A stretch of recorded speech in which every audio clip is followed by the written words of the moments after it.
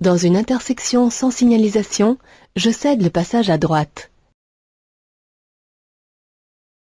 Un conducteur qui tourne à gauche doit céder le passage au véhicule en face.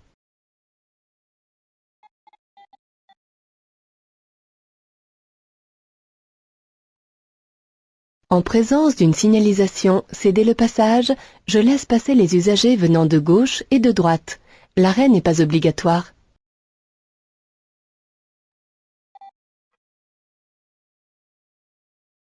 En présence d'un stop, je dois marquer un temps d'arrêt, puis céder le passage aux véhicules venant de gauche et de droite.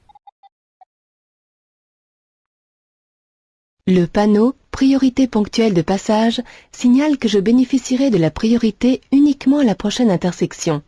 Les usagers venant de gauche comme de droite rencontreront un stop ou un céder le passage. Route à caractère prioritaire signale que je bénéficie de la priorité à toutes les intersections. Il est implanté après chaque intersection. Il est répété tous les 5 km en race campagne et tous les kilomètres en agglomération. Lorsqu'une intersection est encombrée, je ne dois pas m'engager. Je m'arrête avant afin de laisser le passage libre à tous les véhicules qui circulent sur la chaussée abordée, même s'ils n'ont pas la priorité. Lorsque je débouche d'une station-service, d'un chemin de terre ou d'un parking, je dois céder le passage à tous les véhicules qui circulent sur la chaussée abordée, même s'il n'y a pas de signalisation. Il en est de même lorsque je quitte un lieu de stationnement pour m'insérer sur la chaussée. Lorsqu'un agent règle la circulation, je dois obéir à ses gestes sans tenir compte de la signalisation, des feux ou des règles habituelles du code. Avant de m'engager dans un carrefour à sens giratoire, je dois céder le passage à tous les usagers qui y circulent. Je devrais contourner le rond-point par la droite.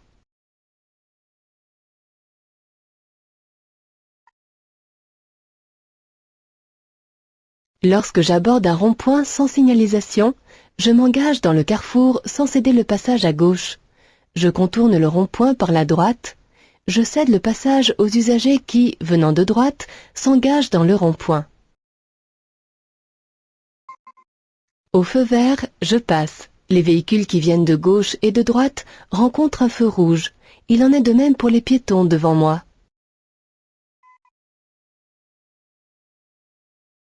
Quand le feu est vert, pour tourner à droite ou à gauche, je dois céder le passage aux piétons qui traversent la chaussée transversale. Avant de tourner à gauche, je cède le passage aux véhicules en face qui ont aussi le feu vert.